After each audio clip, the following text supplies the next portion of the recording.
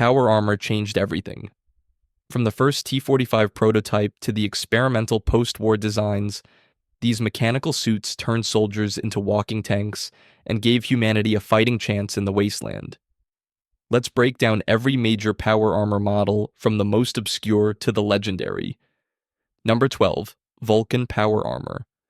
The Vulcan Power Armor represents one of the most disturbing and unprecedented transformations in the entire history of post-apocalyptic military equipment, beginning its existence as standard-issue Enclave gear that was distributed to Squad Epsilon for the specific purpose of guarding the highly classified and ultrasight-powered Project Vulcan deep within the Appalachian region where the Enclave conducted some of their most secretive and dangerous experiments. What makes this particular suit so remarkably disturbing isn't its original design specifications or its intended tactical function, but rather the grotesque and irreversible metamorphosis it underwent when the scorched plague swept through the facility and fundamentally altered everything the Enclave had carefully planned for this strategic installation. As the individual members of Squad Epsilon gradually succumbed to the virulent infection that was spreading throughout the containment area with terrifying speed, their power armor suits began experiencing an unprecedented and scientifically inexplicable phenomenon, where ultrasight crystals started fusing directly with the armor plating itself, creating a horrifying biomechanical fusion that defied every conventional understanding of materials science and crystalline growth patterns. The transformation resulted in severely warped plating that became completely covered with jagged crystal growths spreading across every surface like some kind of malevolent technological cancer, creating a visual appearance that was simultaneously menacing and deeply tragic in equal measure. In Fallout 76, these corrupted and crystalline-encrusted suits continue to function as protective armor despite their obvious and severe structural compromises, serving as permanent and disturbing reminders of how completely and catastrophically the Enclave failed to contain the outbreak they had been specifically tasked with studying and controlling. The crystalline corruption didn't just alter the armor's external appearance, but fundamentally changed its internal properties as well, with the ultrasight integration creating wildly unpredictable energy signatures and unusual resistance patterns that made the suits behave in ways that defied standard power armor operational parameters. Squad Epsilon's ultimate fate became forever sealed within their suits, effectively turning what was once protective equipment into crystalline tombs that now walk the wasteland as grim warnings of the dangers inherent in unchecked experimentation with forces beyond human understanding. Number 11. Hellcat Power Armor. The Hellcat Power Armor serves as the exclusive and proprietary combat equipment of the Hellcat Mercenary Company, representing a truly significant achievement in post-war private military technology that was specifically developed for faction operations throughout the most dangerous and contested territories featured in Fallout 76, where these exceptionally well-equipped mercenaries operate with considerable autonomy and professional discipline in both the industrial wasteland of the Pit and the disease-ravaged hills of Appalachia. While the exact design lineage and detailed developmental history of this particular armor model remains somewhat unclear and deliberately obscured due to limited documentation available from the notoriously secretive mercenary organization that guards its technological advantages jealously. What is absolutely certain is that the Hellcat suit was purpose-built from the ground up for sustained combat operations in the most hazardous and heavily contaminated environments that the post-apocalyptic world has to offer. The armor's sophisticated construction likely incorporates numerous hard-learned lessons from pre-war military models, while intelligently applying these proven principles in more modular and adaptable post-war contexts that allow for extensive field modifications and emergency repairs using scavenged components that would be considered substandard by pre-war military specifications. As faction-exclusive equipment that is worn only by certified and active members of the Hellcat Company who have undergone rigorous training and evaluation, these suits serve the crucial dual purposes of providing superior protection on the battlefield, while simultaneously projecting the organization's power and professional presence throughout the territories they claim as their operational jurisdiction. The sleek and deliberately threatening aesthetic of the Hellcat armor represents the private military sector's sophisticated answer to traditional faction gear, expertly combining raw functionality with powerful psychological impact in a way that immediately announces the wearer's professional status and combat capabilities to both potential clients seeking their services and adversaries who might consider challenging their operations. Unlike government-issued armor that prioritized mass production and standardization above all other considerations,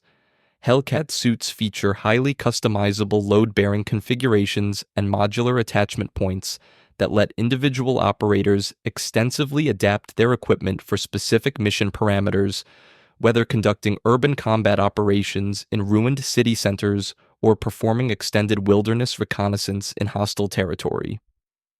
The mercenary company's rigorous and uncompromising maintenance protocols ensure these valuable suits remain consistently combat-ready despite operating far from proper manufacturing facilities with controlled environments,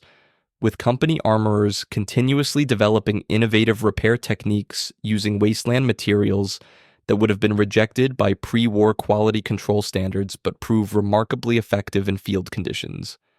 Number 10. Union Power Armor. The Union Power Armor stands as a powerful testament to post-apocalyptic ingenuity and the remarkable resilience of organized survivor communities working together toward common goals, having been crafted entirely after the world had already ended by the resourceful and determined members of the Union operating within the harsh industrial environment of the pit, using whatever leftover industrial materials they could successfully salvage from the extensive ruins of America's once mighty manufacturing sector. Designed specifically and deliberately as functional combat suits that could effectively protect their resistance fighters during increasingly dangerous operations against numerically and technologically superior forces threatening their independence, the armor represents a genuinely significant engineering achievement when you properly consider the extremely limited resources and relatively primitive manufacturing capabilities available to post-war factions working without access to intact pre-war facilities, advanced fabrication equipment, or comprehensive technical documentation. Despite originating from improvised post-apocalyptic workshops, operating under constant threat rather than well-funded military research facilities with unlimited budgets, Union armor somehow manages to offer defensive capabilities that are genuinely comparable to pre-war models that were developed with virtually unlimited government funding, access to cutting-edge materials science, and teams of specialized engineers, which speaks volumes about the practical skills, innovative thinking, and sheer determination of the designers and fabricators who painstakingly assembled these suits under incredibly adverse conditions. Though detailed information about the precise construction methods and specific material compositions remains frustratingly scarce due to the necessarily secretive nature of the Union's ongoing operations in hostile territory, the documented evidence that does exist clearly demonstrates that this armor reflects the practical and absolutely no-nonsense engineering philosophy of survivors who desperately needed something that could reliably keep them alive in brutal combat rather than equipment designed to impress military procurement boards with impressive theoretical specifications that might never translate to battlefield effectiveness. In Fallout 76, Union Power Armor showcases the faction's resilience and adaptability, built from industrial ruins to withstand harsh conditions. Designed for extreme heat, toxic runoff, structural hazards, and enemy attacks, the armor features reinforced joints and enhanced load-bearing frames, allowing wearers to operate heavy equipment while staying fully protected and maintaining the pit's critical steel production. Number 9. Communist Power Armor. The Communist Power Armor represents the People's Republic of China's increasingly desperate and ultimately inadequate attempt at catching up with overwhelming American technological superiority in the critical power armor arms race that came to define the final brutal years of the Sino-American War. with Chinese military engineers working frantically around the clock to reverse engineer and somehow replicate the impressive capabilities of captured American suits that had proven absolutely devastatingly effective against conventional Chinese forces across multiple contested battlefronts throughout Asia and the Pacific. Despite the truly considerable resources that the Chinese government poured into this crash development program, diverting funding from other critical military projects, their efforts consistently remained several years behind the United States in both fundamental design principles and functional battlefield performance, ultimately producing suits that were far more symbolic than strategically significant in actual combat situations. Very little concrete information is currently known about the specific materials or internal systems that were actually used in the construction of this armor, largely because comprehensive Chinese military records were either deliberately destroyed during the chaotic final days of the war or remain frustratingly inaccessible to wasteland researchers who lack the resources to mount expeditions to the radioactive ruins of Chinese military installations, leaving only the physical suits themselves as tangible evidence of the program's existence and limited capabilities. Historical records that have survived indicate quite clearly that communist power armor was primarily assigned to high-ranking commissars and important political officers rather than being widely distributed to frontline combat troops, where it might have made some tactical difference, serving more effectively as a highly visible status symbol and powerful propaganda tool than as a practical battlefield equalizer that could meaningfully shift the balance of power in contested territories where Chinese forces were already struggling. The presence of surviving communist power armor suits discovered throughout Fallout 76 indicates that at least some of these exceptionally rare pieces of equipment somehow made it to American soil before the bombs fell, presumably worn by deep cover infiltrators or captured during specialized operations behind enemy lines, and they now serve as fascinating symbolic artifacts of a collapsing military campaign and a civilization that was already definitively losing the technological war long before the devastating nuclear exchange ended everything for both sides. Chinese engineers faced challenges miniaturizing fusion reactors, forcing their suits to rely on bulky external power and backup batteries, which limited mobility and operational range compared to American armor. The suit's angular design, red star symbols, and communist slogans made soldiers highly visible, prioritizing political propaganda over battlefield stealth and tactical effectiveness. Number 8. Raider Power Armor. The various configurations of Raider power armor found scattered throughout the wasteland represent the brutal creativity and desperate resourcefulness of post-war gangs who completely lack the technical expertise and sophisticated manufacturing infrastructure that would be required to develop entirely new suits of power armor from scratch, forcing them instead to build improvised combat equipment from whatever materials they can successfully scavenge from civilization's extensive ruins. These decidedly makeshift suits are essentially chaotic mishmashes of scavenged T-45 and T-51 components that have been supplemented with scrap metal of questionable structural integrity, reinforced with hastily welded plates that may or may not hold under sustained fire, and held together through brute force engineering that ruthlessly prioritizes immediate functionality over any consideration of long-term reliability or operator safety. As products of sheer desperation and opportunistic scavenging rather than systematic engineering or rigorous scientific development,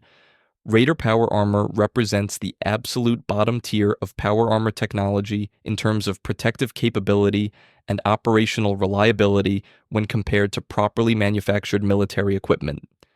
Using inferior junk materials and employing crude improvised construction techniques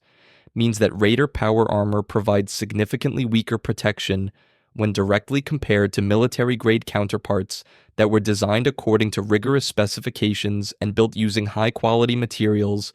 but even this substantially reduced defensive capability still offers a meaningful tactical edge for Raider gangs that otherwise would have absolutely no access whatsoever to such advanced protective gear. Throughout both Fallout 4 and Fallout 76, players encounter numerous distinct variants, including the horrifying blood-stained Blood Eagle suits favored by Appalachia's most sadistic and violent raiders, the extensively rust-covered junkyard configurations that perfectly epitomize wasteland improvisation and make-do mentality, and the surprisingly well-maintained overboss suits that clearly reflect the superior organizational capabilities of more sophisticated and disciplined raider confederations, with each specific variant reflecting their particular gang's unique aesthetic preferences, cultural values, and scavenging prowess. Though unreliable for sustained military use, salvaged suits let poorly equipped raiders fight above their weight. Some gangs add spikes, extra armor, and crude weapon mounts for intimidation and protection.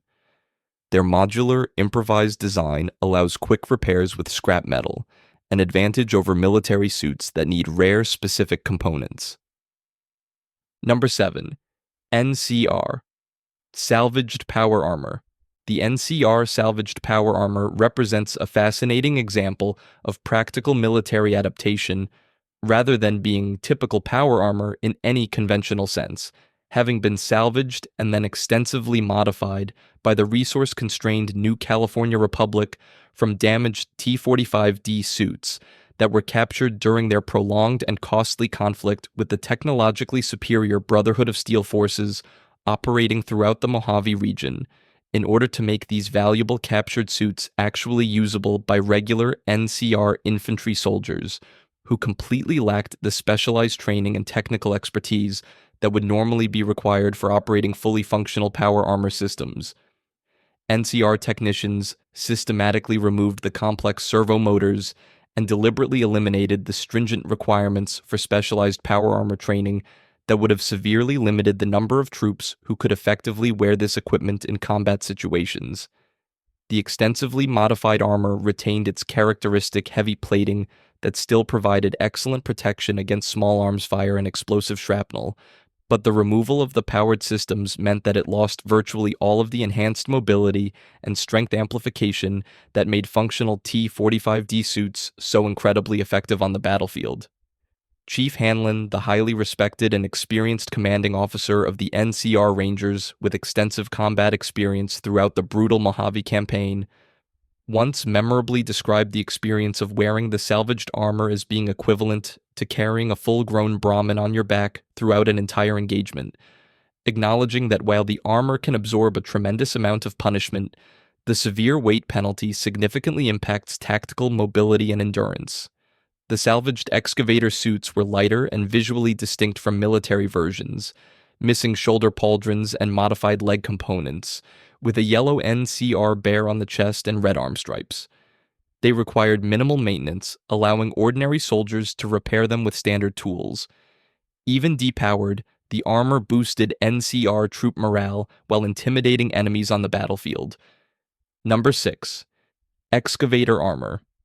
The Excavator power armor occupies a unique position in power armor development history because it wasn't originally designed for military combat applications at all, having been created specifically to give human miners a decisive competitive edge over the rising tide of robotic automation that threatened to completely eliminate human workers from the dangerous and physically demanding mining industry. Developed by the ambitious Garahan Mining Company during the final years before the Great War, this highly specialized suit utilized West Tech's proven power armor technology as its foundation, but adapted it specifically for industrial labor applications rather than battlefield deployment. Although the EX-17 model demonstrated impressive capabilities in controlled testing environments and showed genuine promise for revolutionizing the mining industry, it unfortunately never went into full commercial production due to a combination of financial and competitive factors. During a crucial, highly publicized competition against primary rival Hornwright Industrial Mining Company, human miners equipped with excavator suits were decisively defeated by Hornwright's fleet of autonomous mining robots, with post-event investigations revealing the competition had been compromised by systematic cheating.